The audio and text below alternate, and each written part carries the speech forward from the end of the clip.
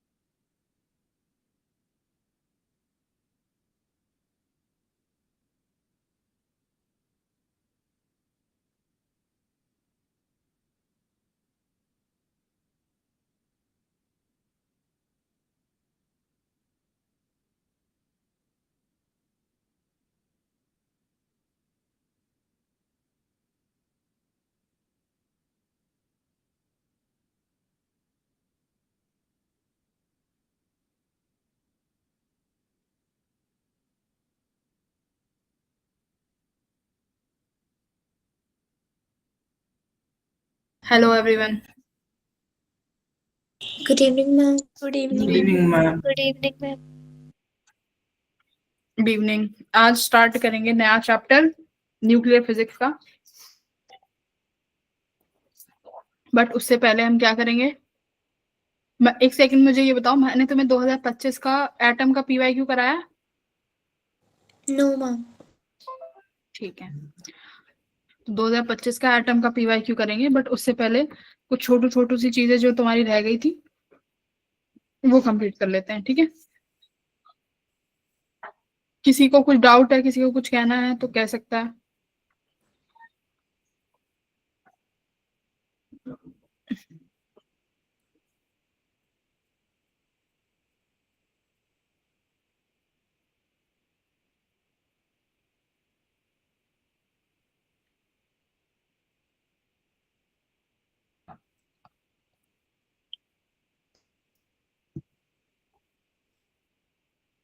पढ़ाई शुरू कर रखी है कि नहीं कर रखी?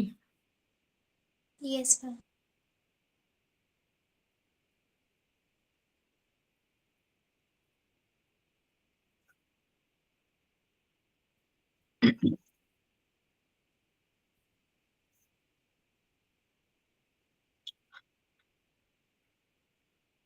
स्क्रीन दिख गई? स्क्रीन तो शायद नहीं करी।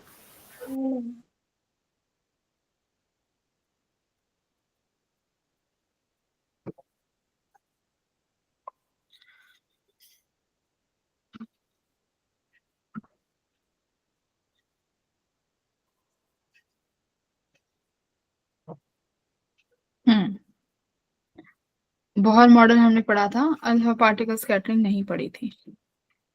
ठीक है, तो यहाँ पे रदरफोर्ड का मॉडल आता है, छोटा सा, फटाफट से कवर कर लेते हैं, ज्यादा बड़ा नहीं है।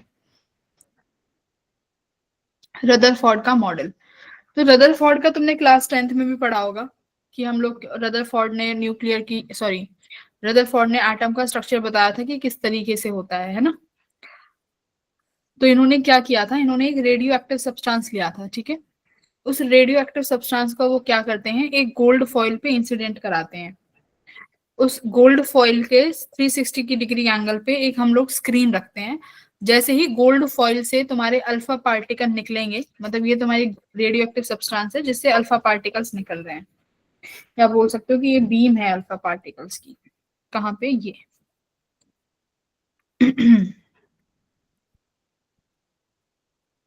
ये वाली, ये हमारे पास क्या है, अल्फा पार्टिकल्स हैं, ठीक है, जो इस रेडियो एक्टिव सब्सटेंस से निकलेंगे। ये मेरे पास एक गोल्ड फॉइल है जिसकी थिकनेस बहुत बहुत छोटी होती है, ठीक है, बहुत स्मॉल थिकनेस होती है। मान सकते हो कि सिंगल सिंगल एटम को लगाया हुआ है एक शीट में। इसके 360 डिग्री पे एक डिफ्लेक्शन स्क्रीन है। स्क्रीन का मतलब है कि जैसे ही इस गोल्ड फॉइल से जो तुम्हारा ये अल्फा पार्टिकल आ रहा है, अल्फा पार्टिकल जैसे ही अगर तुम्हारी इस गोल्ड की सॉरी इस डिफ्लेक्शन स्क्रीन पे टकराएगा तो हमें पता चल जाएगा कि अल्फा पार्टिकल कहाँ कहाँ इंसिडेंट हो रहा है, ठीक है, कि अल्फा पार्टिकल कहाँ कहाँ इंसिडेंट हो रहा है, ये हमें पता चल जाएगा। ये इस तरीके का इन्होंने सेटअप तैयार किया। अब देखो देखने में क्या मिला, अल्फा पार्टिकल का सोर्स कहाँ से निकाला है इन्होंने, बिस्मथ से, ठीक है, ये बिस्मथ है, इससे हमारे पास नंबर ऑफ अल्फा पार्टिकल्स निकलेंगे। ये अल्फा पार्टिकल्स निकले, एब्जॉर्प्शन ऑब्जर्वेशन क्या हुई, जो इस एक्सपेरिमेंट से जो ऑब्जर्वेशंस निकली वो ये ऑब्जर्वेशंस थी कि जो अल्फा पार्टिकल्स आ रहे हैं और जो अल्फा पार्टिकल्स तुम्हारी गोल्ड फॉइल से आके टकराएंगे, इसमें से बेटा 99% जो पार्टिकल होंगे गोल्ड के, अल्फा पार्टिकल के जो 99% पार्टिकल्स होंगे वो कहाँ टकरा जाएंगे, किस पे टकराएंगे बेटा? स्क्रीन पे। इस पे डिटेक्टर पे, है ना? और कैसे टकराएंगे कि जैसे आ रहे हैं वैसे ही जाके हिट करेंगे विदाउट डेविएशन, है ना? देखो क्या लिखा है, most of the alpha particle pass undeviated, मतलब जैसा तुम्हारा अल्फा पार्टिकल आ रहा है वैसा का वैसा तुम्हारी गोल्ड फॉइल में से पास कर जाएगा। बात समझ में आ रही है? देखो जैसे ये पहला अल्फा पार्टिकल आया, ये अल्फा पार्टिकल तुम्हारी गोल्ड की फॉइल से एज इट इज निकल गया, जस्ट सामने डिटेक्टर पे डिटेक्ट हो गया। डिटेक्टर है, डिटेक्टर डिटेक्ट कर लेगा। ये सेकंड अल्फा पार्टिकल आया, second alpha particle it is gold foil में से निकला और बिल्कुल स्ट्रेट सामने डिटेक्टर ने डिटेक्ट कर लिया। ठीक है, ऐसे ही तुम्हारा ये जो लास्ट वाला है, मान लो ये 7 नंबर 8 नंबर, ये बेटा एज इट इज आए और एज इट इज तुम्हारे कहाँ मिल गए मुझे, डिटेक्टर पे एज इट इज मिल गए, अनडेविएटेड, मतलब जिस पाथ से आए हैं जैसे आए हैं एज इट इज मिल गए। तो इसका मतलब क्या हुआ, अगर अनडेविएटेड कोई चीज चली गई इसका मतलब उसको बीच रास्ते में कोई रोकने वाला नहीं था, नहीं था। है ना, कोई बीच रास्ते में उसको कोई रोकने वाला नहीं था।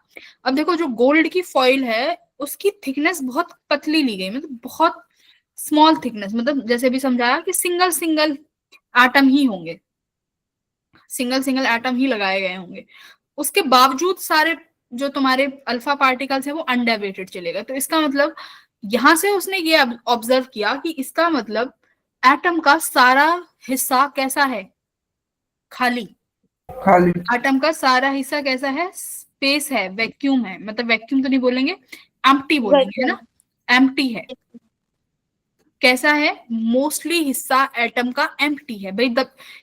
कोई मान लो तुम किसी को कुछ चीज फेंक के मार रहे हो और वो चीज तुमने जैसे फेंकी वैसे ही चले जा रही है, तो इसका मतलब बीच में किसी ने रोकने वाला नहीं है। तो इसलिए उसने यहां से ऑब्जर्व किया कि सारा हिस्सा एम्प्टी है।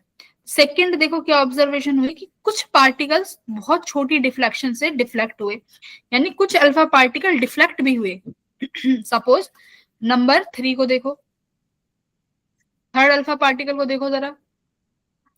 तीसरा जो अल्फा पार्टिकल था बेटा वो अपनी इस पोजीशन से आ रहा है लेकिन वो डिफ्लेक्ट हो गया, ये देखो ये डिफ्लेक्शन दिख रही है, मतलब उसकी इनिशियल पोजीशन ये थी बट वो कुछ डिफ्लेक्ट हो गया इनिशियल पोजीशन से। तो यानी कुछ पार्टिकल्स ऐसे भी देखे गए जो अपनी एक्चुअल पोजीशन से क्या हुए, डिफ्लेक्शंस भी हुए, है ना। जैसे यहाँ पर देखो इस फिफ्थ वाले को, ये फिफ्थ वाला ऐसे आ रहा था सीधा, बट ये बेटा सीधा गया नहीं, यानी ये सामने डिटेक्ट ना होके कहीं यहाँ डिटेक्ट हुआ है, ये वाला पार्टिकल यहाँ डिटेक्ट हुआ है, राइट। यानी ये कुछ एंगल का डिफ्लेक्शन शो हुआ। अब तुम क्या ऑब्जर्व करोगे इससे क्या ऑब्जर्वेशन दोगे कि बहुत छोटे पार्टिकल डिफ्लेक्ट भी हो रहे हैं, इसका मतलब 100% एम्प्टी, इसका मतलब 100% एम्प्टी तो नहीं है, कुछ तो ऐसा है जो डिफ्लेक्ट कर रहा है पार्टिकल को, है ना, कुछ तो ऐसा है जो डिफ्लेक्शन शो कर रहा है। थर्ड देखो क्या कह रहा है, थर्ड बोल रहा है कि जो अल्फा पार्टिकल है वो वेरी फ्यू, देखो यहाँ लिखा हुआ है वेरी वेरी फ्यू, बहुत कम, मतलब जिन्होंने स्मॉल डिफ्लेक्शन दिखाई उससे भी कम पार्टिकल अपने पाथ को क्या कर पा रहे हैं, रीट्रेस, वो रीट्रेस कर पा रहे हैं। रीट्रेस का मतलब है इस फोर्थ वाले को देखो, ये पार्टिकल जैसा गया उसी रास्ते से वापस आ गया, बात समझ रहे हो, जैसा जा रहा है उसी रास्ते से वापस आ गया। अब थर्ड से क्या पता चला, बताओ थर्ड से क्या पता चला भाई, कुछ तो ऐसा है कि पार्टिकल अगर जा रहा है और उसी पाथ से वापस आ गया, इसका मतलब कोई तो ऐसी फोर्स है जो इसको रिपेल, अल्फा पार्टिकल कैसा चार्ज है, प्लस का, अल्फा पार्टिकल पॉजिटिव चार्ज है।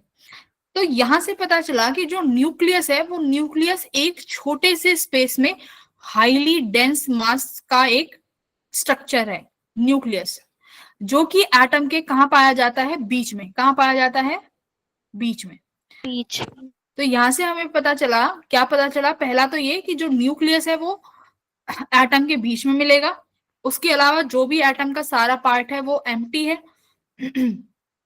अब अल्फा पार्टिकल पॉजिटिव था तो इसका मतलब न्यूक्लियस का चार्ज कैसा होगा, जो उसको रिपेल कर रहा है अल्फा को, पॉजिटिव ही होना चाहिए। तो इसका मतलब न्यूक्लियस के पास भी पॉजिटिव ही चार्ज होगा, तभी उसने अल्फा पार्टिकल को रिपेल किया है, तभी वो लौट के आया है। और जो आजू बाजू के पार्टिकल होंगे वो इसके पॉजिटिव पॉजिटिव रिपल्शन की वजह से क्या हो गए होंगे, डिफ्लेक्ट हो गए होंगे, आसपास के पार्टिकल उसके रिपल्शन की वजह से डिफ्लेक्ट हो गए। बट 180 डिग्री का डिफ्लेक्शन इसलिए नहीं हुआ क्योंकि वहां पर रिपल्सिव फोर्स कुछ कम लगी होगी। अगर कोई पार्टिकल एकदम जस्ट उसके बीच में हिट कर रहा होगा वो 180 डिग्री से रिट्रेस कर लेगा अपने पाथ को। क्लियर, समझ में आया? तो यहाँ से फिर आइडेंटिफाई हुआ कि न्यूक्लियस का जो चार्ज है वो पॉजिटिव है, इसका मतलब जो तुम्हारे प्रोटॉन्स हैं वो न्यूक्लियस के अंदर हैं। ठीक है, तो अब प्रोटॉन के पास कैसा चार्ज है, पॉजिटिव चार्ज है, ठीक है। और इलेक्ट्रॉन जो है ऑर्बिटल शेल्स में घूम रहे हैं ये। अब फिर न्यूक्लियस का साइज, तो न्यूक्लियस का साइज भी बता दिया था कि न्यूक्लियस का साइज किसने बताया था, रदरफोर्ड ने बता दिया था कि न्यूक्लियस का साइज मोर और लेस कितना है। तो न्यूक्लियस का साइज किसने बताया था, रदरफोर्ड ने, ठीक है। तो रदरफोर्ड ने बता दिया था कि 10⁻⁻15 टू 10⁻⁻14 मीटर तुम्हारे न्यूक्लियस का साइज है, ठीक है। Yes, ma'am. मैम वेरी ये गुड। डायमीटर है। क्या कह रहे हो? मैम जो 10⁻⁻15 मीटर है, ये मतलब इसका रेडियस है, ये डायमीटर है? इन न्यूक्लियस का रेडियस है, साइज ऑफ द न्यूक्लियस। तो इसमें 2 ही तो लग जाएगा, 2 फेम्टोमीटर हो जाएगा साइज, तो ये रेडियस हो गया ना। तो न्यूक्लियस का साइज अबाउट कितना हो जाएगा, 2 फेम, और 10⁻⁻15 को क्या लिखते हैं, Femto. फेम्टो, ठीक है, फेम्टो। तो न्यूक्लियस का पूरा अगर साइज की बात करोगे तो 2 इंटू 10⁻⁻15 हो जाएगी, रेडियस 10⁻⁻15 हो गई। क्लियर? Yes. ओके। ये हमारा हो गया रदरफोर्ड का मॉडल। अब देखो रदरफोर्ड कुछ चीजें समझा नहीं पाए थे। क्या चीजें समझा नहीं पाए, क्या लिमिटेशंस आई उनकी में, स्टेबिलिटी, कि इलेक्ट्रॉन की स्टेबिलिटी समझाओ। बताया था ना कि इलेक्ट्रॉन उसमें क्यों नहीं गिर जाता न्यूक्लियस में, तो ये रदरफोर्ड नहीं समझा पाए थे कि क्यों है। फिर ये किसने बताया था, बोहर ने। तो बोहर ने क्या बोला था कि इलेक्ट्रोमैग्नेटिक वेव्स जो क्लासिकल थ्योरी है वो इसमें मत लगाओ, ये न्यूक्लियर फिजिक्स है, क्वांटम से चलेगी, ठीक है। और फिर स्टेबिलिटी का क्या बताया था कि इलेक्ट्रॉन स्टेबल ऑर्बिट्स में ही घूमेंगे जिनका एंगुलर मोमेंटम किसके बराबर होगा, NH/2π, correct. NH/2 pi. Yes, please. फिर डिस्ट्रीब्यूशन ऑफ इलेक्ट्रॉन्स, की इलेक्ट्रॉन किस ऑर्बिट में घूमेंगे ये भी नहीं बता पाए थे, बट ये बोहर ने बता दिया। फिर एटॉमिक स्पेक्ट्रा, ये भी नहीं समझा पाए, तो एटॉमिक स्पेक्ट्रा हमारा टॉपिक रहता है, ये भी कवर करना है।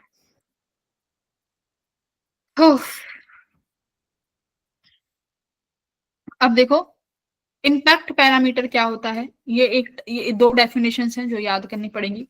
इम्पैक्ट पैरामीटर ऑफ कोलिजन, क्या होता है इम्पैक्ट पैरामीटर?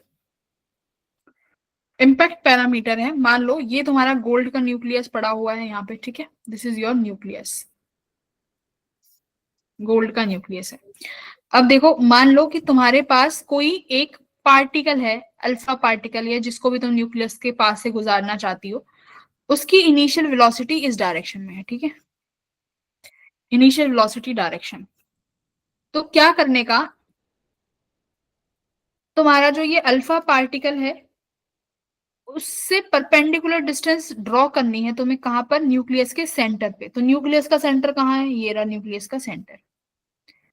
अब देखो न्यूक्लियस के सेंटर से इनिशियल वेलोसिटी वेक्टर पर अगर एक परपेंडिकुलर ड्रॉ किया जाए तो वो क्या बनता है, इम्पैक्ट पैरामीटर। क्या बोलेंगे, impact parameter, impact parameter. Clear हुआ? Ma'am, nucleus के अगर अभी बताती हूँ।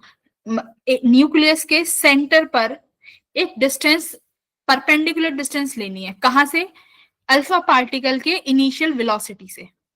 अल्फा पार्टिकल की इनिशियल वेलोसिटी है, न्यूक्लियस का सेंटर ये रहा, तो मेरा परपेंडिकुलर डिस्टेंस ये हो जाएगा। Yes, ma'am. तो ये हमारा परपेंडिकुलर डिस्टेंस है जिसे हम b से डिनोट करते हैं, और ये क्या होता है, इम्पैक्ट पैरामीटर, ठीक है। तो इनिशियल वेलोसिटी से ही बनाना है, ऐसे तो ये आगे भी जाएगा, है ना। तो ये इनिशियल वेलोसिटी से यहाँ पर ये जो ड्रॉ करोगी यही क्या बताएगा, यही इम्पैक्ट पैरामीटर है, ठीक है। इनिशियल वेलोसिटी अभी भी इसी डायरेक्शन में ही है, तो ये सब परपेंडिकुलर डिस्टेंस होंगे। अब देखो, अब इम्पैक्ट पैरामीटर बताता क्या है, ये बताता है स्कैटरिंग एंगल के बारे में। किसके बारे में बताएगा, स्कैटरिंग एंगल के बारे में। कैसे बता पाएगा, देखो कैसे बता पाएगा, ऐसे बता पाएगा। अगर मान लो मेरे पास, अगर ये b बहुत बड़ा हो जाता है, अगर बेटा ये b बहुत बड़ा हो जाता है, कि मतलब कि मेरा न्यूक्लियस यहाँ है गोल्ड का, ठीक है, और कोई पार्टिकल जो अल्फा पार्टिकल है वो बहुत दूर से आ रहा है, तो क्या तुम्हारा न्यूक्लियस इस अल्फा पार्टिकल को इम्पैक्ट करेगा, क्या No, ma'am. इम्पैक्ट करेगा? नहीं करेगा ना, क्योंकि ये अल्फा पार्टिकल तो बहुत दूरी पे चला गया भाई, न्यूक्लियस के पास प्लस चार्ज तो है, बट इसकी भी तो एक रेंज होती है, एक स्पेस होता है जहां पर ये किसी चार्ज पार्टिकल को इफेक्ट कर पाएगा, हाँ या ना।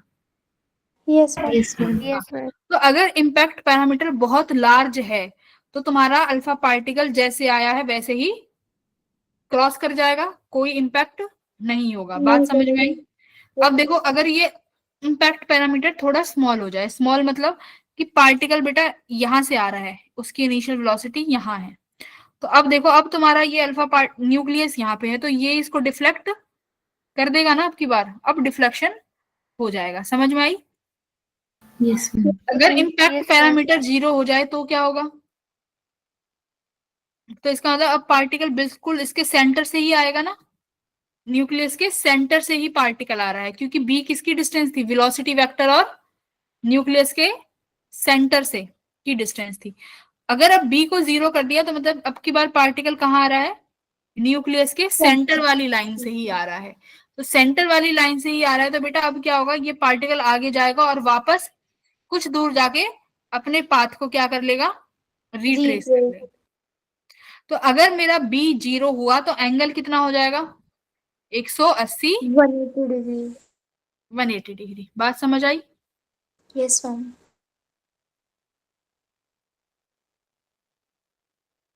पढ़ो पहला, for larger value of B क्या होगा, अल्फा पार्टिकल गोज अनडेविएटेड, तो पार्टिकल कैसा जाएगा, अनडेविएशन, और डिफ्लेक्शन क्या होगी, nearly equals to 0। Zero. Second पढ़ो, for small value of B, अगर बी की वैल्यू बहुत छोटी है तो अल्फा पार्टिकल कैसे चला जाएगा, कुछ ना कुछ डिफ्लेक्शन शो करेगा, है ना। और अगर बी बिल्कुल 0 हो जाता है तो कितनी डिफ्लेक्शन देगा, 180 डिग्री की। बात समझ में आ गई। Yes, ma'am. फिर आता है distance of closest approach. Distance of closest approach का मतलब है कि अगर मान लो तुमने पार्टिकल को बिल्कुल सेंटर से ही भेजा है, अल्फा पार्टिकल बिल्कुल तुम्हारे न्यूक्लियस के सेंटर के, सॉरी गोल्ड के न्यूक्लियस के सेंटर से ही कोई पार्टिकल आ रहा है, ठीक है, अल्फा पार्टिकल यहां से आ रहा है, तो ये अल्फा पार्टिकल बेटा इस न्यूक्लियस के कितना क्लोज जा सकता है, मान लो कि यहां तक जा पा रहा है वो पार्टिकल, उसके बाद ये पार्टिकल अपना पोजीशन बैक कर लेता है, रिट्रेस कर लेता है, तो वो फाइनल पोजीशन जहां तक तुम्हारा पार्टिकल इस न्यूक्लियस के क्लोज जा पा रहा है उसे क्या बोलते हैं, डिस्टेंस ऑफ क्लोजेस्ट अप्रोच। अब देखो होगा क्या, देखो मेरी बात ध्यान से सुनो, ये अल्फा पार्टिकल है बेटा, इस अल्फा पार्टिकल के पास कुछ काइनेटिक एनर्जी होगी, इस अल्फा पार्टिकल के पास कुछ काइनेटिक एनर्जी होगी, यस और no. Yes, Yes. ma'am. Kinetic energy तभी तो आगे जा रहा है वो। अल्फा पार्टिकल जैसे जैसे आगे जाता जाएगा, न्यूक्लियस का रिपल्सिव, मान लो इस न्यूक्लियस का जो फील्ड है जहां पर चार्ज पार्टिकल एंटर करके एक रिपल्सिव फोर्स को फील करेगा, वो ये फील्ड है। बात समझ में आ गई। अब तुम्हारा अल्फा पार्टिकल के पास काइनेटिक एनर्जी है, जब तक वो इस सी पॉइंट पे पहुंचेगा उसकी काइनेटिक एनर्जी पे कोई फर्क पड़ेगा, नहीं पड़ेगा, क्योंकि बीच में कोई ऐसा फोर्स नहीं है जो उसकी काइनेटिक एनर्जी को घटा रहा हो, है ना, कोई ऐसा फोर्स नहीं है जो काइनेटिक एनर्जी को डिक्रीज करेगा। तो अल्फा पार्टिकल अपनी जिस वेलोसिटी से आ रहा है उससे चलता जाएगा चलता जाएगा चलता जाएगा। बात समझ में आई। सी पॉइंट पे पहुंचा, सी पॉइंट पे पार्टिकल पहुंच गया, सी पॉइंट पे पहुंचते ही अल्फा पार्टिकल किसके स्पेस में घुस गया भाई, न्यूक्लियस के इलेक्ट्रोस्टैटिक फोर्स में, है ना। Yes, ma'am. अब इलेक्ट्रोस्टैटिक फोर्स इस अल्फा पार्टिकल को क्या करेगा, इस अल्फा पार्टिकल को रिपेल करेगा भाई, न्यूक्लियस पे पॉजिटिव, अल्फा पे पॉजिटिव, तो अल्फा पार्टिकल पे एक फोर्स लगनी शुरू हो जाएगी इस डायरेक्शन में, एफ इलेक्ट्रोस्टैटिक्स। देखो यहाँ देख लो, ये मेरा न्यूक्लियस, मान लो यहाँ पर वो इसका फोर्स शील्ड, इसका स्पेस है। अब तुम्हारे अल्फा पार्टिकल पे बेटा यहाँ पर लगेगी एफ रिपल्सिव या एफ इलेक्ट्रोस्टैटिक लग रहा है। अब तुम्हारा अल्फा पार्टिकल की वेलोसिटी वेक्टर आगे की तरफ, फोर्स लग रहा है पीछे, तो इसका मतलब अब क्या होगा, धीरे धीरे धीरे तुम्हारे अल्फा पार्टिकल की काइनेटिक एनर्जी कम होती जाएगी, क्योंकि भाई पीछे Yes, रिटार्डिंग फोर्स लग रहा है। कैसा फोर्स है ये? रिटार्डिंग फोर्स है ना। इसकी Yes. तरफ से जो एक्सीलरेशन होगी वो रिटार्डिंग होगी, समय के साथ साथ तुम्हारी वेलोसिटी को खाती चली जाएगी। तो एक पॉइंट ऐसा आएगा जिसपे वेलोसिटी जीरो हो जाएगी। वेलोसिटी जीरो मतलब मान लो ये पॉइंट है वो, ये इस पॉइंट पे आके ए पॉइंट पे तुम्हारे पार्टिकल की वेलोसिटी क्या हो गई? जीरो हो गई। जीरो हो गई। जैसे ही इस पार्टिकल की वेलोसिटी जीरो हो गई, मतलब अब तुम्हारा जो अब वेलोसिटी तो जीरो, सारा फोर्स कहाँ लग रहा है? पीछे, इलेक्ट्रोस्टैटिक फोर्स। अब तुम्हारा पार्टिकल ए पॉइंट पे जीरो वेलोसिटी के बाद किस डायरेक्शन में मूव करना स्टार्ट कर देगा? इस वाली डायरेक्शन में जहां उसको इलेक्ट्रोस्टैटिक फोर्स लग रही है, रिपल्सिव। Yes ma'am. अब तुम्हारा पार्टिकल एक्सेलरेट होगा यहां तक, स्पेस तक, भाई फोर्स लगेगी। एक्सेलरेट होगा कहां तक? जहां तक उस पार्ट न्यूक्लियस का वो आ रहा है, क्या? इलेक्ट्रोस्टैटिक स्पेस है। उसके बाद जाके उसके बाद तुम्हारा पार्टिकल बाहर निकल आएगा, ना उस पर कोई फोर्स लगेगी ना कुछ, बट जो वेलोसिटी वो गेन कर चुका है उसी वेलोसिटी से वो इसी डायरेक्शन में मूव करता रहेगा। ठीक है, देखो क्या लिखा है, alpha particle comes at rest, rest पे आ जाएगा, और जितनी भी उसके पास काइनेटिक एनर्जी है वो सारी की सारी किस में कन्वर्ट हो जाएगी? पोटेंशियल एनर्जी में। भाई अगर पार्टिकल मोमेंटरीली रेस्ट पे आया है तो एनर्जी तो कंजर्व रहनी है ना, एनर्जी शुड बी कंजर्व। तो उस टाइम पे उसकी काइनेटिक एनर्जी किस में कन्वर्ट हो जाएगी? सारी की सारी इलेक्ट्रिक पोटेंशियल एनर्जी। इतना किसको समझ में आया? Yes, ma'am. अब ए पॉइंट क्या था? ए पॉइंट था हमारा डिस्टेंस ऑफ क्लोजेस्ट अप्रोच, और ये था तुम्हारा न्यूक्लियस का सेंटर। तो ए से लेके न्यूक्लियस का जो सेंटर है उसी को क्या बोलेंगे? Distance of closest approach. Centre से ए की दूरी, जिसे हम यहाँ पे डी बोल रहे हैं। ठीक है, सेंटर से लेके वो पॉइंट, ध्यान रखना ये न्यूक्लियस के सेंटर से पॉइंट लिया है जिस पॉइंट पे तुम्हारा जिस पॉइंट पे तुम्हारा चार्ज जीरो हुआ है। ठीक है, अल्फा पार्टिकल। तो ये पॉइंट डिस्टेंस अप्रोच। अब देखो क्या फॉर्मूला था, काइनेटिक एनर्जी किस में कन्वर्ट हो गई मैम? पोटेंशियल एनर्जी में। पोटेंशियल एनर्जी का फॉर्मूला क्या होता है? के Q1 Q2 upon R। R. अब यहाँ पे Q1 क्या है? Alpha particle. दूसरा चार्ज किसका है? दूसरा किसका चार्ज है? Nuclear, ma'am. Nucleus, Gold. Nucleus का चार्ज है। Yes, ma'am. अल्फा पार्टिकल पे कितना चार्ज होता है? 2e। अल्फा मतलब हाइड्रोजन है ना, तो हाइड्रोजन का 2e चार्ज। न्यूक्लियस पे क्या लेंगे भाई? न्यूक्लियस का चार्ज कैसे लेते हो? Positively. सिखाया था न्यूक्लियस का चार्ज। मेरे पास जितने जितने प्रोटॉन्स हैं उनका नंबर मल्टीप्लाई बाय एक प्रोटॉन का चार्ज, तो के हेलो 2e। मैम जी। न्यूक्लियस का, हाँ जी जी पापा जी बात कर रहे हैं, थोड़ी बात करनी हाँ हाँ। हेलो हेलो नमस्ते सर। मैम। हाँ जी सर, नमस्ते। मैम जी आप ठीक ठाक हो? हाँ जी सर। मैम मैं ये कह रहा हूँ हर्ष माधव का कैमरा आप चालू रखाया करो प्लीज। अच्छा सर, ठीक है। जब भी क्लास लगे सिर्फ हर्ष माधव का कैमरा आपको चालू रहना चाहिए। मैंने इसके कल भी बोला है, कल से आपने जो बोली ना बात, ये तो मुझे बहुत बढ़िया लगी। इसका कैमरा हमेशा आप चालू रखा करो। ठीक है सर। ठीक है। ठीक है, ओके। हर्ष, आज से कैमरा ऑन रहेगा आपका, ठीक है बेटा? पता रहेगा मुझे भी तुम क्या पढ़ रहे हो। ठीक है, ओके सर, मैं ध्यान रखूंगी इस चीज का। आ जाओ। कहाँ गए हम? ठीक है, यहाँ पे हैं। ओके, तो काइनेटिक एनर्जी को पोटेंशियल एनर्जी में बदलना है, तो मेरे को फॉर्मूले के according Q1 Q2 by R चाहिए। चार्ज की वैल्यू क्या है? 2e। दूसरा मेरा है न्यूक्लियस का चार्ज। अब न्यूक्लियस का चार्ज क्या लिखोगे? Z मतलब number of proton multiply by एक प्रोटॉन का चार्ज E अपॉन R। अब बेटा ये R कौन सी डिस्टेंस होगी बताओ? मैम R, A से D तक की। हाँ A से, ये मतलब क्लोजेस्ट डिस्टेंस होगी ना, distance closest approach D। Yes और नो? यस। तो इसके मतलब काइनेटिक एनर्जी कितनी आई मेरे पास? काइनेटिक एनर्जी आ गई K times of 2e ZE upon D। तो यहाँ पर हम एनर्जी कंजर्वेशन भी लगा सकते हैं कि नहीं लगा सकते? ए Yes, से ma'am. हाँ, तो इसी Yes, को मैं हाफ एम वी स्क्वायर भी रख सकती हूँ, यानी अगर वेलोसिटी पूछी जाए कि इनिशियल वेलोसिटी कितनी है तो इसी टर्म को इसके बराबर कर दो, यहाँ से इनिशियल वेलोसिटी भी आ जाएगी। करेक्ट?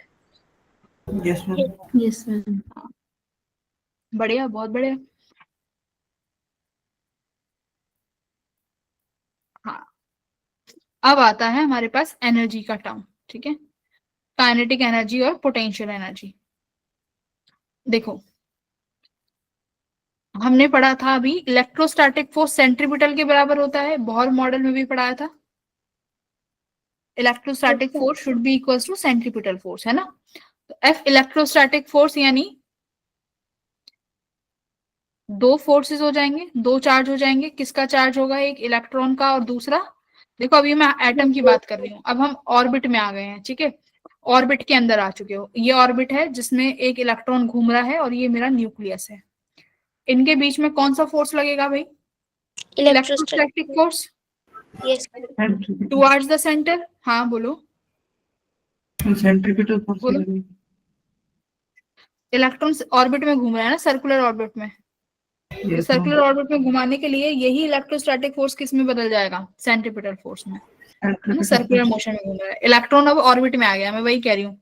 अब बेटा हम क्या पढ़ रहे हैं? इलेक्ट्रॉन ऑर्बिट, इलेक्ट्रॉन की ऑर्बिट्स के बारे में पढ़ रहे हैं। इसका मतलब जैसे बीच में मेरे में क्या होता है? न्यूक्लियस, और यहाँ पर न्यूक्लियस के चारों तरफ क्या होती हैं? Orbits, shell. इन शेल में ऑर्बिट, इन शेल में इलेक्ट्रॉन घूमता है ना। तो इलेक्ट्रॉन सर्कुलर मोशन में, तो इसको सर्कुलर मोशन में कौन घुमा रहा है? अपने आप से तो नहीं घूमेगा इलेक्ट्रॉन, अपने आप से तो अपने आप से तो कोई चीज नहीं घूमती, तो मतलब कोई तो फोर्स लग रहा होगा। कौन सा फोर्स लग रहा है? Electrostatic force. वो इलेक्ट्रोस्टैटिक फोर्स जो है टुवर्ड्स द सेंटर लग रहा है, क्योंकि अट्रैक्टिव फोर्स है।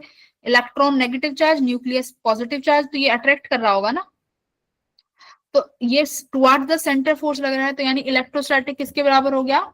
सेंट्रीपिटल फोर्स के, ठीक है। तो इलेक्ट्रोस्टैटिक फोर्स का फॉर्मूला क्या होता है? K(Q1 Q2 upon R square equal to centripetal force क्या हो जाएगा? मास वेलोसिटी का स्क्वायर अपॉन R, ठीक है। अब देखो मेरी बात ध्यान से सुनो, एक तो इलेक्ट्रॉन का चार्ज है, दूसरा न्यूक्लियस का, राइट?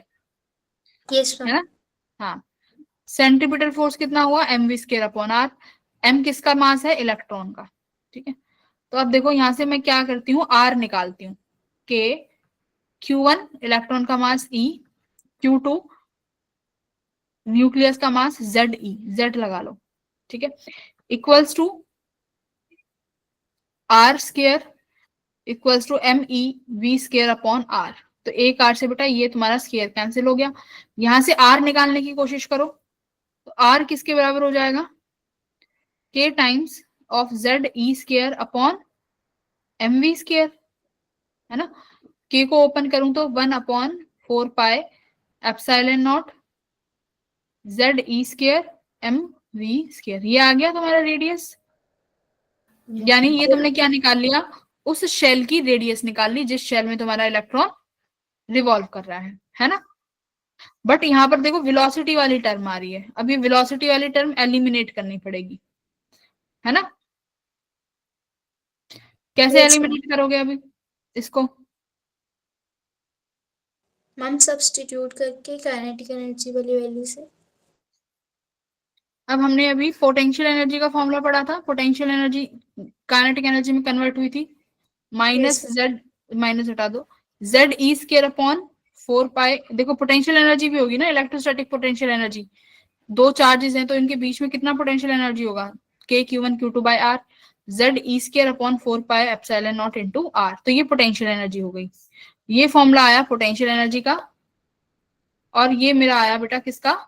R का, ठीक है, R का। तो अब मेरे पास काइनेटिक एनर्जी नहीं आई, तो काइनेटिक एनर्जी कैसे निकालोगे? Half ME V square. तो देखो 1/2 मास ऑफ इलेक्ट्रॉन, ये V स्क्वायर की वैल्यू यहाँ पे पुट कर दो। देखो यहाँ से अगर मैं V स्क्वायर निकालूं, V स्क्वायर हो जाएगा E square upon 4 pi epsilon not ME R, है ना। ये देखो R और V को इंटरचेंज कर दो, इसमें V को ऊपर ले जाओ, R नीचे आ जाएगा। ये वेलोसिटी की वैल्यू इस काइनेटिक एनर्जी के टर्म्स में लिखो, हाफ MV स्क्वायर में। तो हाफ MV स्क्वायर का फॉर्मूला क्या बनेगा? E स्क्वायर अपॉन नीचे क्या जाएगा 4 pi epsilon naught M E into R. तो एम ई से एम ई चला गया, क्या आया ऊपर देखो, ई स्केयर अपॉन 4 टू जा 8 पाई एप्सिलॉन नॉट आर, ये आई काइनेटिक एनर्जी। तो Yes, ma'am. किसी अगर आपका हाइड आपका कोई भी एटम, अब देखो z लगा लेना अगर z लगाना चाहो तो, इफ यू वांट यहाँ z रहे तो ये z लगा लेना। अगर आपका कोई भी एटम है, किसी भी न्यू उसका हो सकता है, मतलब ये तो हाइड्रोजन की बात होगी तो हाइड्रोजन के लिए Z1 हो जाएगा। अगर न्यू किसका होगा, ऑक्सीजन का होगा, लिथियम का होगा, किसी का भी होगा तो Z की वैल्यू रखते जाना। तो उस एटम के लिए कितनी काइनेटिक एनर्जी होगी इलेक्ट्रॉन के पास r ऑर्बिट में, तो वो हम यहाँ से काइनेटिक एनर्जी निकाल सकते हैं। क्या फॉर्मूला आएगा, Z E square upon 8 pi epsilon not r। रटने की जरूरत नहीं है, सिर्फ क्या करना है, F equals to F C करना है। यहाँ से v स्केयर निकालोगे और ये v स्केयर काइनेटिक एनर्जी का फॉर्मूला क्या होता है, हाफ एम वी स्केयर, उसमें उठा के रख दोगे ये v स्केयर की वैल्यू। समझ में आई। इलेक्ट्रोस्टैटिक सेंट्रीपिटल फोर्स के बराबर वेलोसिटी किसकी, क्योंकि देखो अब तुमसे मैं कहती हूँ बेटा काइनेटिक एनर्जी निकालो तो तुम कहोगे half M V square, electron का मास तो है इलेक्ट्रॉन के पास, वेलोसिटी जो है वो मेरे पास नहीं है, तो फिर वो वेलोसिटी कहाँ से निकलेगी, सेंट्रीपिटल फोर्स को इलेक्ट्रोस्टैटिक के बराबर करके। तो ये वैल्यू आ गई Z E square upon 8 pi epsilon not r। ठीक है। पोटेंशियल एनर्जी कैसे निकालोगे, फॉर्मूला KQ1Q2/r, बस वही फॉर्मूला लगाया है। अब टोटल एनर्जी क्या होगी बेटा, टोटल एनर्जी इलेक्ट्रॉन के पास potential energy plus kinetic energy. Kinetic energy. Kinetic energy अभी हमने कितनी निकाली है, Z E square upon 8 pi epsilon naught. Potential energy कितनी निकाली है मैंने, देखो अब बाउंडेड सिस्टम है, मेरी बात सुनो, ये फोर्स कैसा है, अट्रैक्टिव फोर्स है ना, इलेक्ट्रॉन और प्रोटॉन, इलेक्ट्रॉन और इसके बीच में। अट्रैक्टिव फोर्स के लिए हमारे पास पोटेंशियल एनर्जी कैसी होती है, अट्रैक्टिव फोर्स की पोटेंशियल एनर्जी लेते हैं बेटा नेगेटिव। ठीक है, जैसे ग्रेविटेशन में भी नेगेटिव बताया था कि पोटेंशियल एनर्जी पोटेंशियल नेगेटिव लेना है, तो यहाँ पर भी ये बाउंडेड सिस्टम है। तो याद रखना, अगर इलेक्ट्रोस्टैटिक फोर्स अट्रैक्टिव है, इलेक्ट्रोस्टैटिक फोर्स अगर अट्रैक्टिव है तो पोटेंशियल एनर्जी कैसी लगती है, कैसी लगेगी, नेगेटिव। तो minus Z E square upon कितना आया 4 पाई एप्सिलॉन नॉट r। तो देखो टोटल एनर्जी किसके बराबर आ गई, minus E square upon 8 pi epsilon not r। और ये वैल्यू किसके बराबर थी अभी सारी की सारी, काइनेटिक एनर्जी के, है ना। तो इसका मतलब ये नेगेटिव का साइन भी है, तो इसका मतलब मेरी टोटल एनर्जी किसके बराबर है, नेगेटिव ऑफ काइनेटिक एनर्जी। ये याद रखना है कि टोटल एनर्जी किसके बराबर होगी, काइनेटिक एनर्जी के नेगेटिव के। और देखो और क्या लिख सकते हो इसको, TE इक्वल्स टू 1/2 और ये minus E square upon 4 pi epsilon not r, ये किसके बराबर है, पोटेंशियल एनर्जी, ये वाली टर्म। तो और क्या लिखोगे, total energy equals to 1/2 of potential energy. बोलो,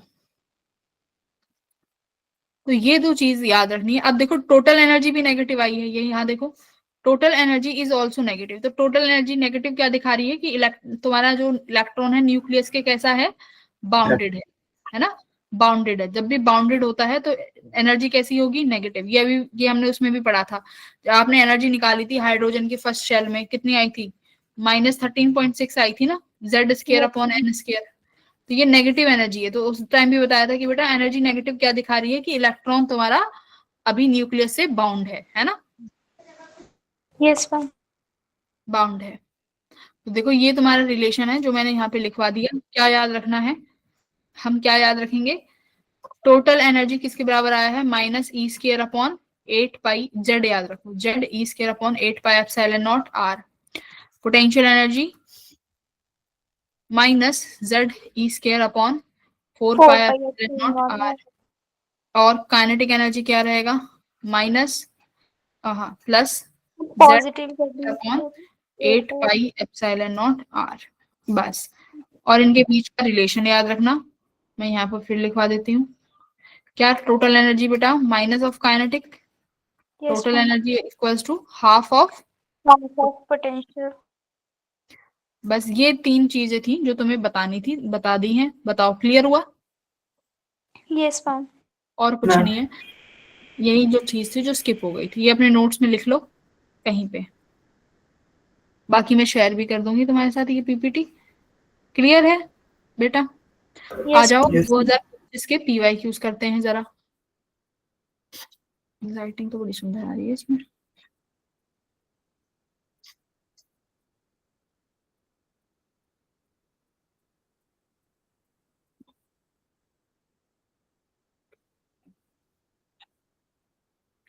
करते जाओ, मुझे भी बताते जाओ, समझाते भी जाओ।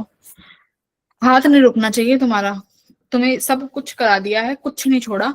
जितना जितना पढ़ाया ना उतना ही कर लो बस, उससे ज्यादा तुम्हें करना भी नहीं। फर्स्ट का बताओ।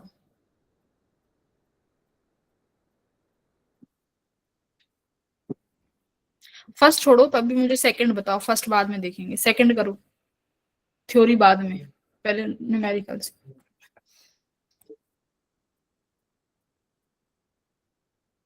गुरविंदर, तुमने क्या किया है इतने दिनों में? क्या पढ़ा तुमने? कुछ नहीं आया तुम्हारे ग्रुप पे। हाँ, मैम नोट्स रिवाइज किए थे मैम, कल तो मतलब मैम काम हो गया था घर पर, नहीं था कल तो 11 बजे घर आया था, इसलिए क्लास बेटा नहीं ज्वाइन किया। ये तो बेटा चलता ही रहेगा। गुरविंदर कैसे पढ़ेगा ऐसे? मैम वो थोड़ा ज्यादा इम्पोर्टेंट था इसीलिए। हर्ष ने नाम बड़े बढ़िया लिख, बहुत अच्छी राइटिंग से लिख के आ रहा है हर्ष। कल कुछ अलग लिख के आया था, आज कुछ अलग फॉन्ट यूज किया है। वाह, सारा आर्ट। मैम वो खड़ा होके पढ़ाई कर रहा है। हाँ, वो खड़ा होके पढ़ क्या रहा करेगा? है। नहीं नहीं, वो बैठा खड़ा है। है मैम। हर्ष तो खड़ा होके पढ़ाई कर रहा है। यस मैम, क्यों? ऐसे कंफर्टेबल लगते हैं। खड़े होके नोट्स? तू नोट्स कहाँ लिख रहे हो? दिखाना है अपनी नोटबुक। ये comfortable। तो एक चेयर ले ले बेटा। हम चेयर तो है, बस अच्छा नहीं लगता बैठना। चलो ठीक है, वो उसकी मर्जी है भाई, उसको जैसे कंफर्टेबल लगे, है ना। अब सवाल कैसे करेगा खड़े खड़े? अब मैं क्वेश्चन सॉल्व करा रही हूँ और ऐसे खड़ा हुआ है नोटबुक को नीचे रख के, हम अपने आप क्वेश्चन सवाल हो निकाल जाएगा। हाँ, हम क्वेश्चन निकालना। गुरविंदर पढ़ना शुरू कर दे भाई, ऐसे नहीं चलेगा।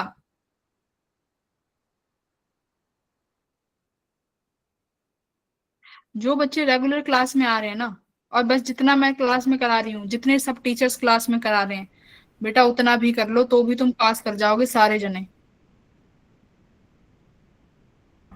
मैम हो गया। पर तुम करना भी तो नहीं चाहते। बताओ सेकंड का आंसर। 6 आ रहा है। मैम ऑप्शन सी आ रहा है। सुहानी क्या आ रहा है? सबका ऑप्शन सी।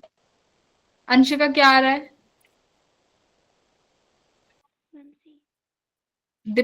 दीप्ति क्या आ रहा है?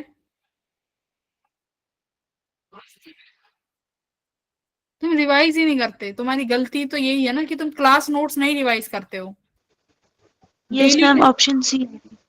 तुम डेली के नोट्स डेली रिवाइज करोगे तो भी तुम्हारा भला हो जाएगा। कोई नहीं, बस सिलेबस कंप्लीट होने दो। तुम्हें तो फिजिक्स के ना ऐसे क्वेश्चन, तुम्हें बैठ के मैंने भी ना एक एक सवाल करवाया ना सॉल्व क्लास में ही। हाँ, ये फॉर्मूला कराया था ना स्पेक्ट्रल लाइन से इमिशन का। क्या था Yes, formula? N2 minus N1 N2 minus N1 into into N2 N2 minus N1 plus 1 by upon 2 2 minus N1 plus 1 by 2, upon है ना। 2. Yes, ma'am.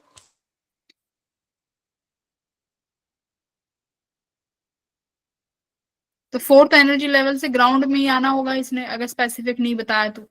4 Yes, ma'am. Minus 1, 4 minus 1 plus 1 upon 2 हो गया।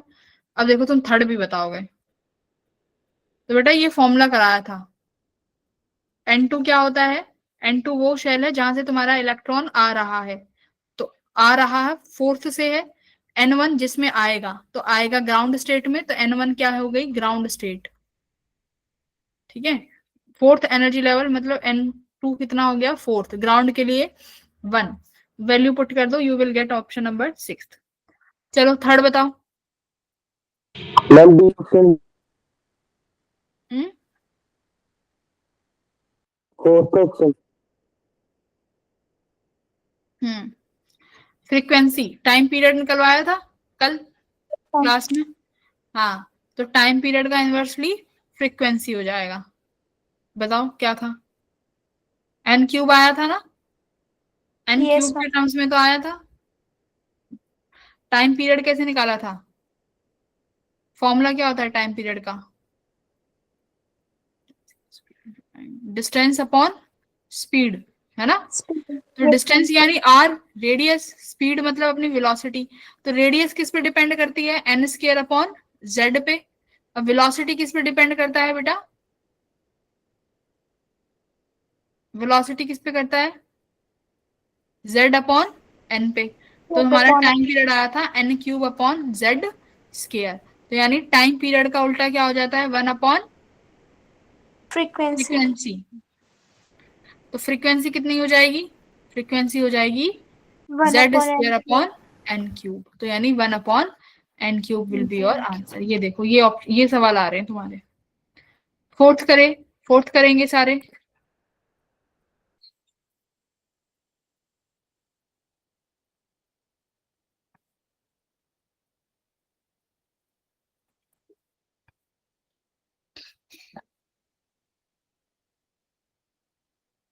कल का paper solve नहीं किया था ना तुमने, रीडू नहीं किया पेपर कल का।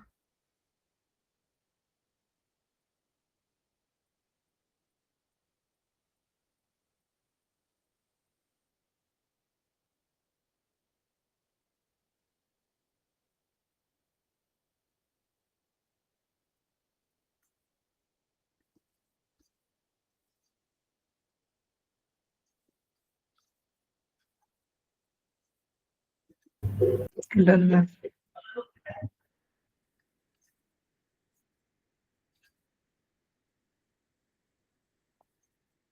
मैम हो गया।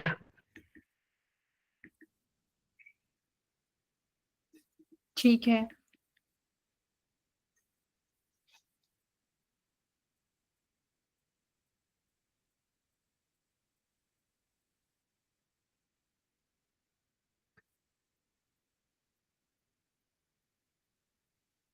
बाकी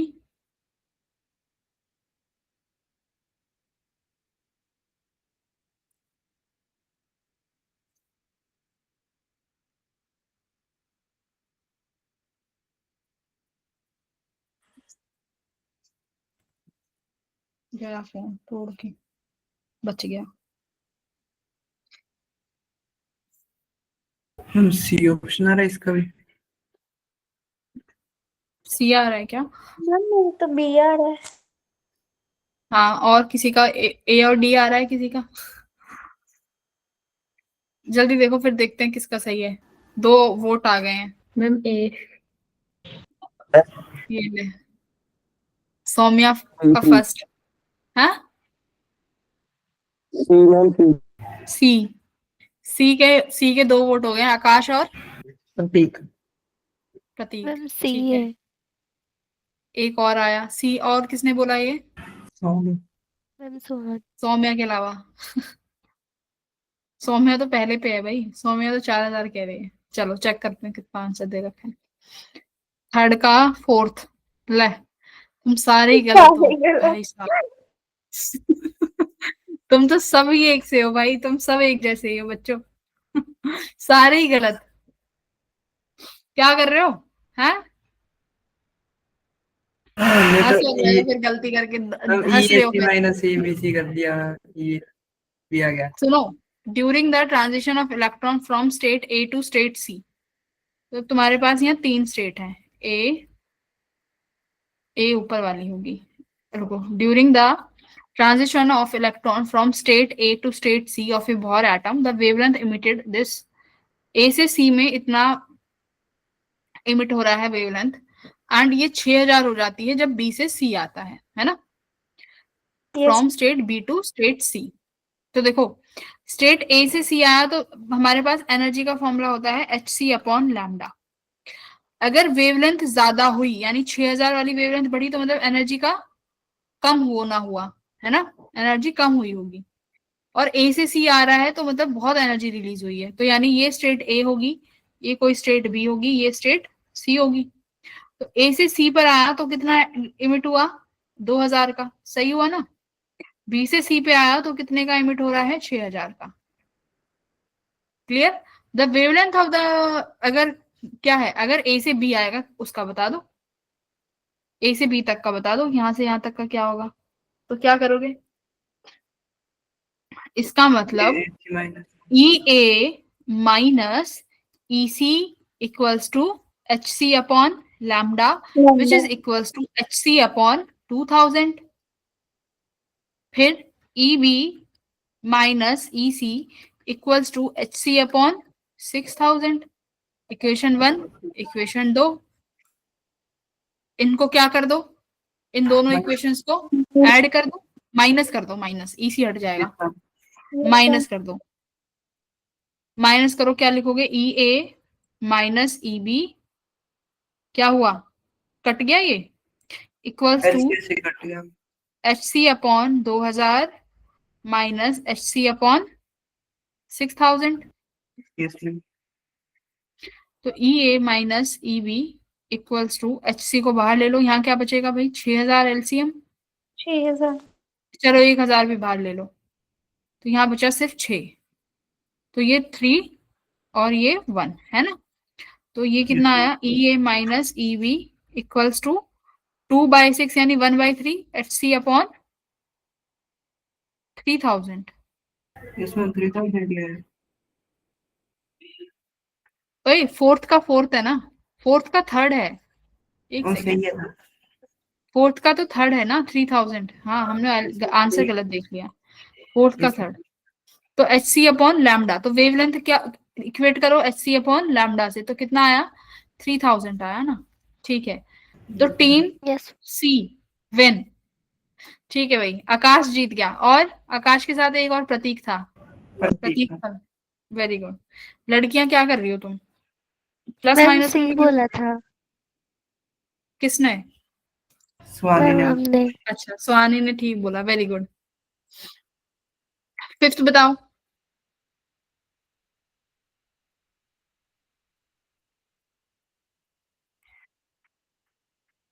सबसे ज्यादा वेवलेंथ किसकी होती है, हाँ हर्ष बताएगा, हर्ष बताएगा, हर्ष सबसे ज्यादा वेवलेंथ किसकी होती है, माइक्रोवेव। वेरी गुड, है ना, रेडियो वेव होती है वैसे तो, बट इस वाले में सबसे ज्यादा कौन, इसमें सब, इस वाले क्वेश्चन में सबसे ज्यादा किसकी है, माइक्रोवेव, है ना। हाँ, माइक्रोवेव्स के बाद किसकी है सबसे ज्यादा wavelength, infrared. Infrared, very good. पहले नंबर पे माइक्रो, दूसरे नंबर पे इंफ्रा, तीसरे नंबर पे यूवी, और लास्ट में एक्स और गामा में से किसकी ज्यादा होती है, एक्स की। Gamma is highly energetic, that means gamma has lowest wavelength, ठीक है, तो यानी एक्सरे की एज कंपेयर टू गामा ज्यादा होगी, है ना। यस मैम, ऑप्शन डी आ गया।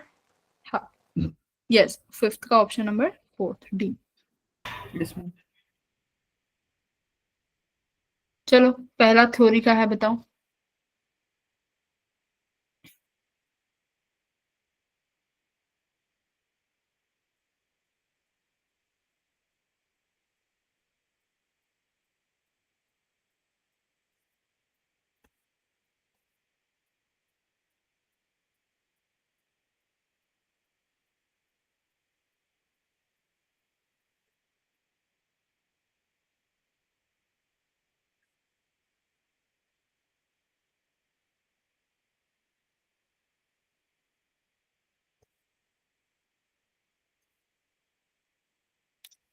देखो रीजन, असर्शन तो ठीक है कि बोहर मॉडल हाइड्रोजन और हाइड्रोजन लाइक एटम्स के लिए ही है ना, स्टार्टिंग में पढ़ा था। रीजन देखो, रीजन दे रहा है ये इसलिए है क्योंकि जो बोहर मॉडल है उसने रिपल्सिव फोर्स को इंक्लूड नहीं किया, कि इलेक्ट्रॉन इलेक्ट्रॉन्स के बीच में जो रिपल्सिव फोर्स जो लग रहा है उसने उसे इंक्लूड नहीं किया, इसीलिए असर्शन ठीक है। तो पहले तो ये देखो कि रीजन सही है कि गलत है। क्या कहीं पे बोहर मॉडल में रिपल्सिव फोर्स के बारे में कोई जिक्र आया है, या हमने No, कुछ ma'am. नो नहीं है। नहीं मैम। No ma'am. तो रीजन सही है कि गलत है? गलत है मैम। सही डज सही है नॉट मैम। है ना। सही है दस मैम। नहीं है। सही है मैम। हाँ, तो हमने कहीं रिपल्सिव फोर्स के बारे में कुछ पढ़ा ही नहीं, अगर कुछ होता तो पढ़ते ना तुम। तो Yes, Yes, does ma'am. Not include, तो भाई ठीक है, डज नॉट इंक्लूड, तो ये क्या हो गया? True. Third option. yes, ma'am. और सेकंड भी, फर्स्ट भी क्या है? ट्रू। ठीक True. है, तो सी ऑप्शन ठीक है। Yes, ma'am. एक बार चेक कर लेते हैं, स्टिल चेक कर लेते हैं, फर्स्ट का फर्स्ट ना हो, हाँ ठीक है, फर्स्ट का थर्ड है ना। Yes ma'am. चलो सेकंड करो। 2025 में तो ये इजी आ गई कैलकुलेशंस, अदरवाइज इतनी इजी आती नहीं है। तो इसलिए मैंने बोला था कि 2000 जो कल जो पेपर था ना तुम्हारा, वो वाला पेपर ही रिसॉल्व कर लो, उसमें कैलकुलेशंस हैं तो तुम्हें आदत भी पड़ जाएगी कैलकुलेशंस की। और जो डायरेक्ट फॉर्मूले लिखवाए थे, de Broglie wavelength, electron, proton, deuterium, वो याद रखना। क्वेश्चन नंबर सेकंड करेंगे सब फटाफट।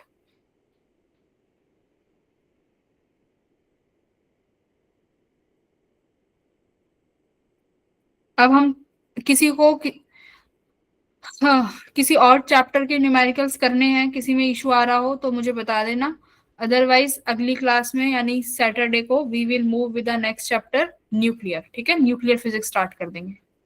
मैम वो टीपीपी जो आप कह रहे थे कि वो सब कोई प्रॉब्लम आ रही है मैम। ठीक है, तो सैटरडे को फिर हम काम करेंगे, डीपीपी वाला ले लेंगे न्यूमेरिकल्स का, फिर स्टार्ट कर देंगे। ठीक है, ओके मैम। मैम 2/3। ठीक है। दिया है। 2/3 कह रहे हो सब? Yes ma'am. Yes yes ma'am. Aanchal आइए क्लास में, आंचल, आंचल, यस मैम। आंचल कुछ बोलती क्यों नहीं हो क्लास में? हाँ, पार्टिसिपेशन ही जीरो है एकदम। क्या चल रहा है, क्या कर रही हो? कैमरा ऑन करके दिखाना जरा, क्या पढ़ रही हो? एक मिनट आने दो मुझे तुम्हारे पास। हाँ, मुझे कैमरा ऑन करके दिखाओ आंचल, क्या पढ़ रही है? नोट्स कहाँ है तुम्हारे? इसमें कुछ दिखेगा भी नहीं, पढ़ क्या रही हो, क्या पढ़ रही हो, सच सच बताओ। मैंने क्या पढ़ाया है आज क्लास में?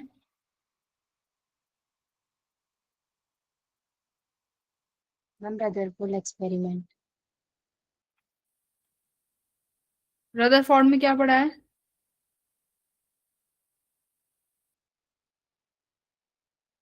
मैम एक्सपेरिमेंट लिमिटेशन वगैरह। और कंक्लूजन। टोटल एनर्जी और काइनेटिक एनर्जी में कुछ रिलेशन लिखवाया था? यस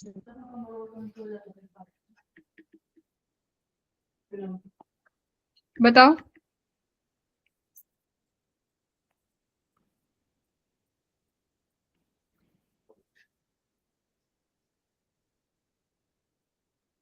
बोलो, टोटल एनर्जी और काइनेटिक एनर्जी में एक रिलेशन था, क्या था वो? आंचल, अनम्यूट करो खुद को। हाँ, मैम वो लिखा नहीं। क्यों?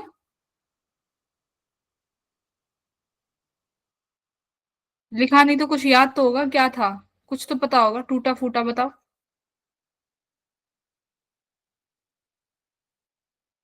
क्लास में बैठ के कुछ और कर रहे होते हो। हाँ, नो मैम। संध्या मैंने क्या बताया था टोटल एनर्जी और पोटेंशियल एनर्जी के बीच में रिलेशन? संध्या, यस मैम। क्या रिलेशन बताया था?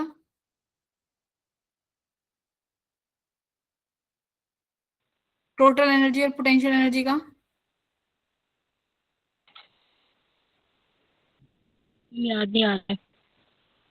नवजोत बताना बेटा, क्या बताया था relation? Ma'am total energy equal to minus kinetic energy की होती है मैम। हाँ, वेरी गुड। मैम और total energy equal to 1/2 potential energy की होती है। Very good Navjot. इन बच्चों को कैसे पता है, ये कैसे कर रहे हैं ये बाकी के? आंचल कैमरा ऑन करो।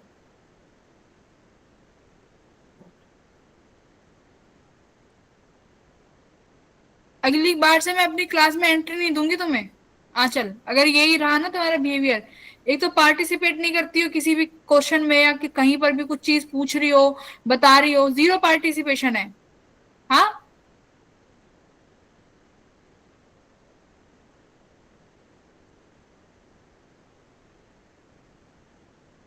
लास्ट टाइम चल रहा है एग्जाम का, 1 महीने बचे हुए हैं, लेकिन तुम्हें कुछ नहीं पता। टीचर मेहनत कर रहे हैं, यहाँ पे क्लास में कैमरा बंद करके पता नहीं क्या पढ़ते होते हो।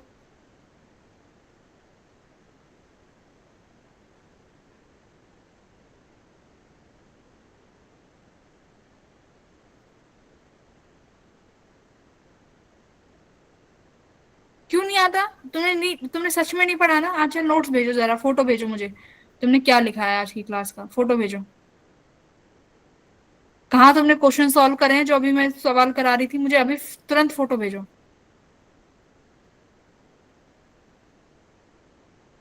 क्लास ज्वाइन करके मैम हम स्कूल का होमवर्क करते हैं।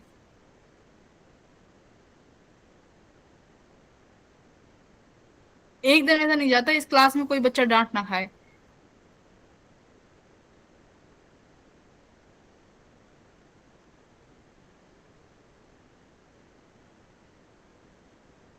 करो क्वेश्चन नंबर सेकंड बाकी बच्चे।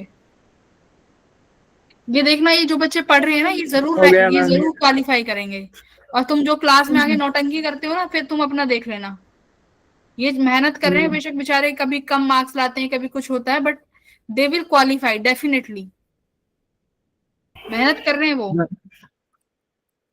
हो गया मैम ये। यस मैम, ऑप्शन डी है इसका, 2/3। Yes ma'am. ऑप्शन डी आ रहा है क्या?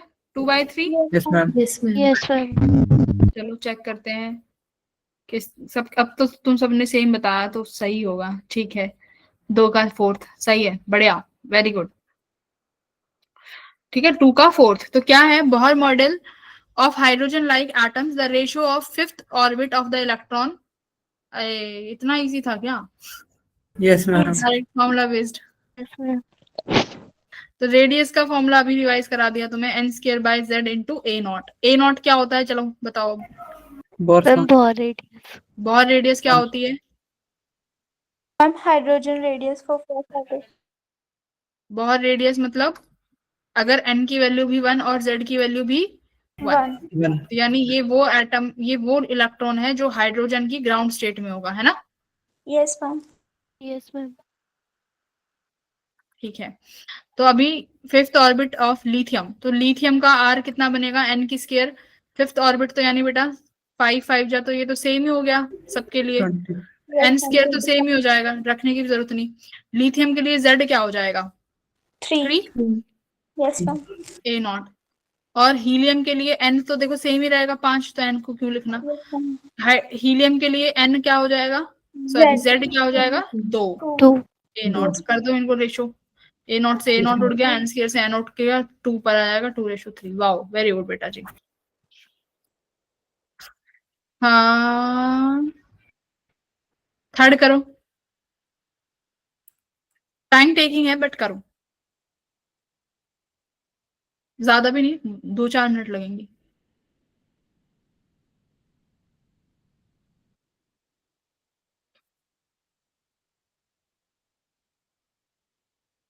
सबसे पहले ए चेक कर लो।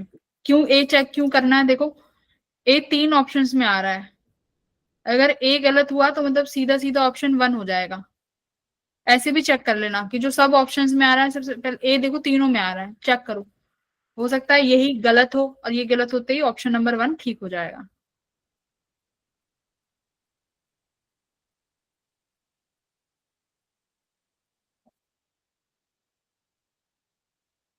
सही है मैम, ये गलत नहीं है। ए सही है? यस अच्छा, फिर देखो अगर ए सही है तो फिर हमें कौन सा चेक करना चाहिए? Ma'am D. बी ही चेक करेंगे ना, बी चेक करो, ठीक है।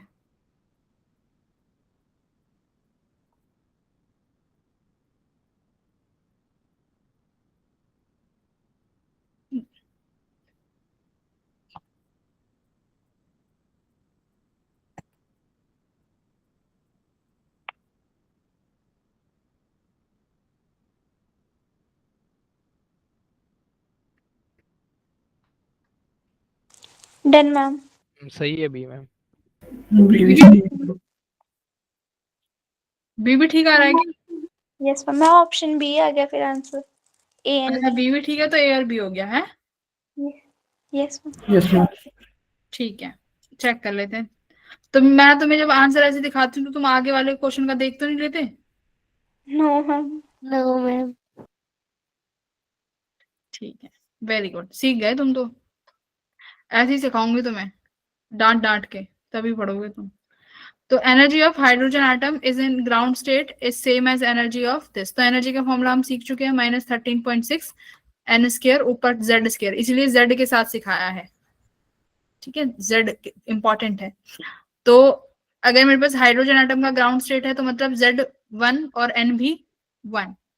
1। हीलियम की बात हो रही है तो हीलियम में मेरा Z2 हो जाएगा और Two. N कितना हो जाएगा? देखो फर्स्ट एक्साइटेड स्टेट मतलब N भी क्या 2 लूं? हो जाएगा मैम। हाँ, फर्स्ट एक्साइटेड स्टेट है बेटा, तो N क्या हो जाएगा? ग्राउंड स्टेट क्या होती है? ग्राउंड स्टेट में N की वैल्यू 1 होगी। 1। मेरे पास ये अगर एक्साइटेड स्टेट है तो एक्साइटेड स्टेट में क्या हो जाएगा? N की वैल्यू 2। तो ये फर्स्ट एक्साइटेड है, ठीक है। सेकंड एक्साइटेड स्टेट मतलब एन की वैल्यू 3। हाँ, N की वैल्यू 3 हो जाएगी, बहुत अच्छे। और लिथियम आयन, लिथियम है तो लिथियम के लिए Z क्या हो जाएगा? Z भी 3 हो जाएगा, है ना बेटा? Yes ma'am. बहुत अच्छे, ज्यादा इजी पेपर आ गया भाई 25 का तो। ये रहने दो, यस कर मैम। लेते हैं। Yes ma'am. ये देखो, कर लोगे ये तो, फिफ्थ भी, लार्जेस्ट वेवलेंथ, चलो यस मैम। करो करो फिर करो, कर लोगे तो मैं पूरी कोशिश करूंगी कि फिजिक्स में मैं तुम्हें 12th क्लास के ऐसे 4 से 5 जो क्वेश्चंस 100% आते हैं वो मैं तुम्हें करा के भेजूं पेपर में। बट तुम क्लास को मिस मत करना, एक भी क्लास। जनवरी तक जितनी क्लास लगे रेगुलर रहना, जो क्लास के क्वेश्चंस कराए जा रहे हैं उन्हें बार बार उन्हीं सवालों को दोहराना, बस, ठीक है। उतना ही कर लो तुम, बट कर लो।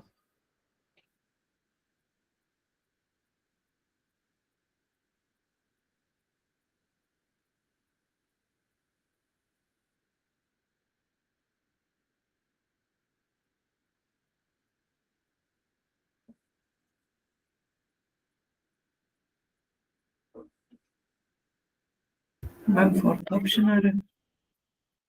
फोर्थ आ रहा है क्या बेटा? गुरविंदर क्या आ रहा है? कर रहा हूँ मैम। करो। आपने मॉडर्न फिजिक्स के लेक्चर देख लिए थे ना? देख लेना अगर कुछ मिस हुआ हो तो।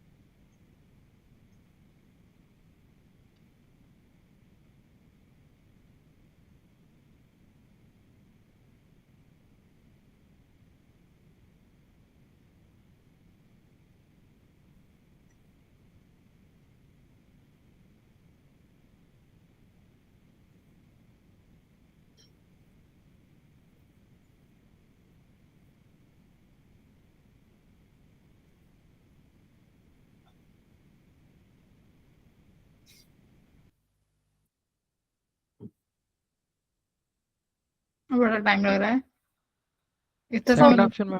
Second option. Second, okay. 2 बच्चों के जवाब आए हैं, Suhani, Navjot, yes ma'am second. Second ma'am. Prateek, second ma'am. Ravinder, Harsh. Harsh कहाँ गया? खड़े होके सवाल कर रहा है फिर भी जवाब नहीं दे रहा। बात क्यों? मैंने उल्टा कर दिया किसने?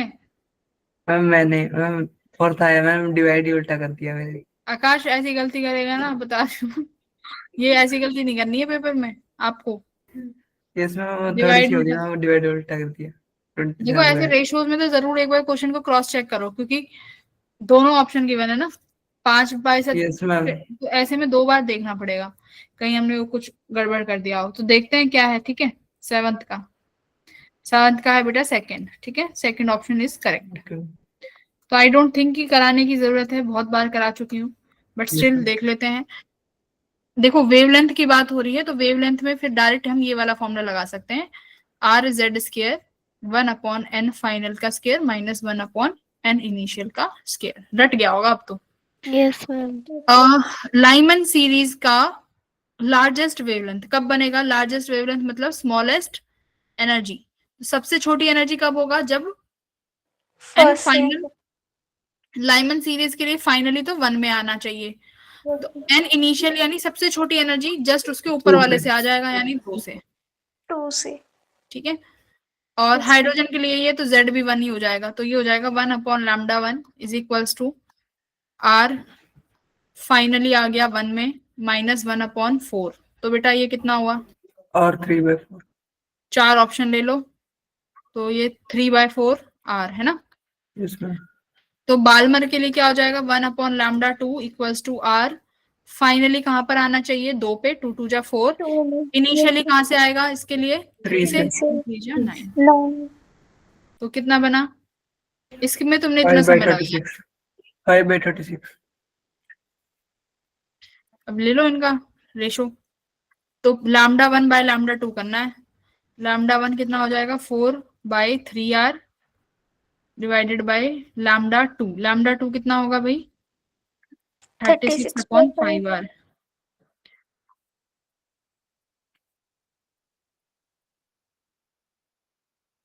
4 9 जा, r से r उड़ गया, तो λ1/λ2 इक्वल्स टू 5 रेशो 9 3 27।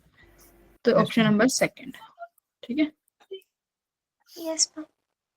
तो यहाँ पर कंप्लीट होता है तुम्हारा 2025 का PYQ, ठीक है जी। जरा रुक जाना, 24 में भी देख लेते हैं, कुछ अच्छे क्वेश्चन होंगे तो।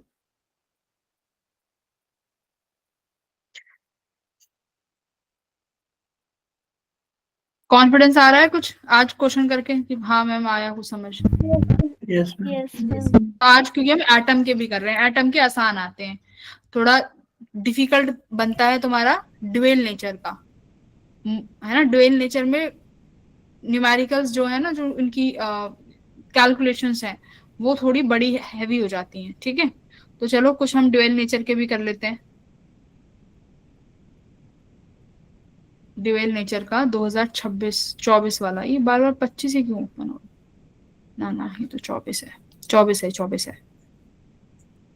इसका करिए आप लोग फिफ्थ करो, फिफ्थ। तभी कहते हैं 25-24 दोनों करने हैं। इसका फिफ्थ क्वेश्चन करो।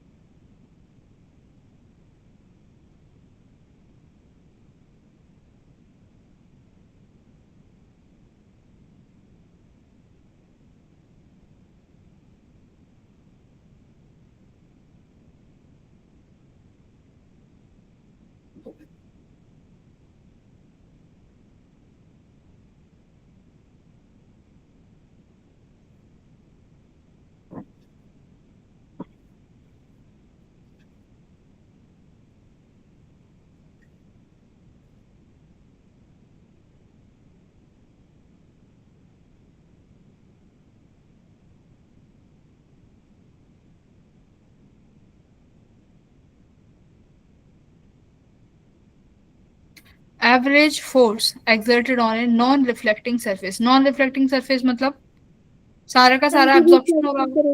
Yes ma'am. दैट मीन्स सारा एब्जॉर्प्शन हो रहा है। करेक्ट, बहुत इजी क्वेश्चन है। That means absorption. Light energy flux during span of this, the area of the surface should be. Normal average force दिया हुआ है कि इतना एवरेज फोर्स लग रहा है, ठीक है। तो मेरे पास एब्जॉर्प्शन के केस में फोर्स का वैल्यू क्या आता है बेटा? F is equal to NdP/dt. Formula याद रखो पूरा, आई ए बाय सी। I/C. आई ए बाय सी, ये फॉर्मूला आता है ना। Yes ma'am. अब यहाँ पे देखो क्या लिखा है, light energy flux during the span of 1 hour 30 minute. Energy flux का मतलब क्या हुआ? एनर्जी फ्लक्स, इलेक्ट्रिक फ्लक्स और मैग्नेटिक फ्लक्स से थोड़ा सोच के देखो कि एनर्जी फ्लक्स क्या कहना चाह रहा है, कि कितनी लाइट एनर्जी क्रॉस कर रही है उस पर्टिकुलर एरिया को 1 घंटे 30 मिनट में, यही होगा। अब देखो मेरे पास इंटेंसिटी का फॉर्मूला होता है energy per unit area per unit time, हाँ या ना? Yes ma'am. यस तो मैम। इसने तुमसे क्या कहा है कि 1 घंटे 30 मिनट में इतनी एनर्जी उसको, उस लाइट को क्रॉस करके जा रही है। तो यानी ये एनर्जी दे दी ना तुम्हें, है ना। और एनर्जी पर यूनिट, ये एनर्जी दे रखी है कि, एक सेकेंड, हाँ, एवरेज फोर्स इज दिस, ये हाँ ये रही ना 360, ये रही वेबर पर सेंटीमीटर स्क्वायर। बाकी यूनिट से भी देख सकते हो किसकी यूनिट बनेगी, अपॉन में एरिया भी है। फ्लक्स की है। हाँ फ्लक्स ही है। सेंटीमीटर में मीटर में चेंज करने के लिए उसको।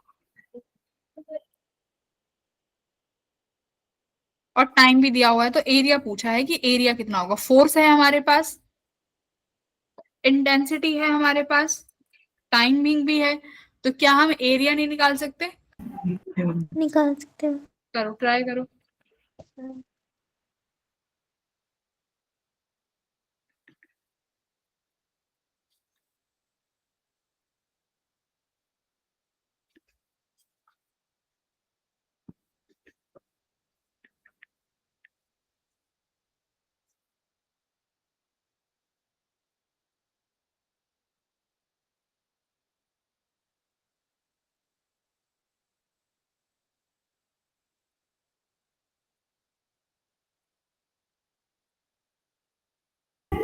Fourth option.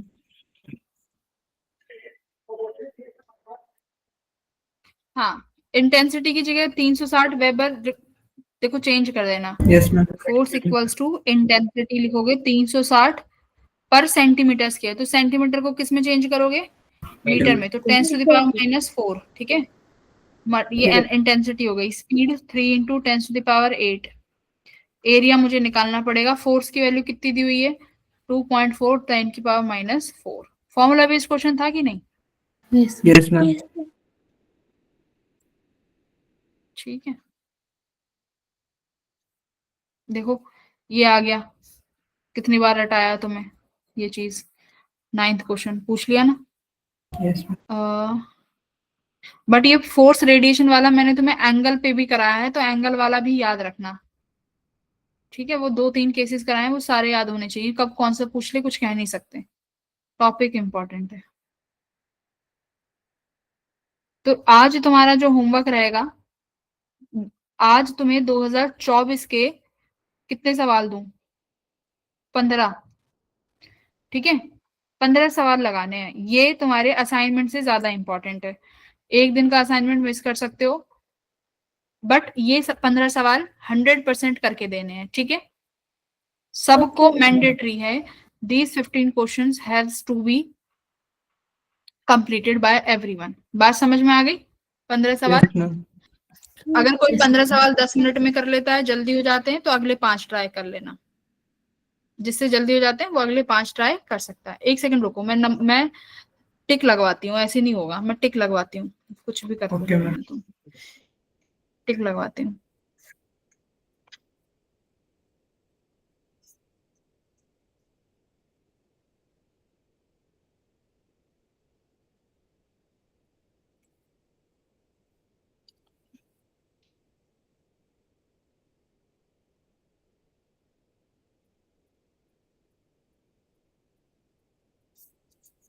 देखो हाउ मैनी फोटोन्स, ये तुम्हें कित फॉर्मूला लिखवाया हुआ है, एक एक 14 yes ma'am 15th number 16th।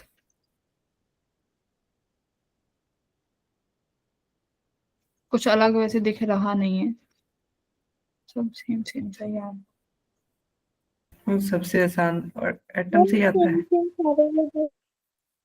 पूरी मॉडर्न फिजिक्स आसान है। ओके ठीक है, तो मैंने इसमें तुम्हें कुछ क्वेश्चंस पे निशान लगवा दिए हैं। मैम मैं इसे टफ वैसे किस में से आता है मैम? सबसे डिफिकल्ट, यस मैम जिसमें से सबसे डिफिकल्ट आता है, मैंने तुम्हें वो चैप्टर ही नहीं कराया। मैम रे ऑफ कौन सा? Optics ma'am. रे ऑप्टिक्स, हाँ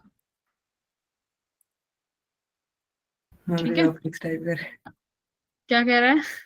अरे ऑप्टिक्स का नाम लिया वही टाइप कर दिया।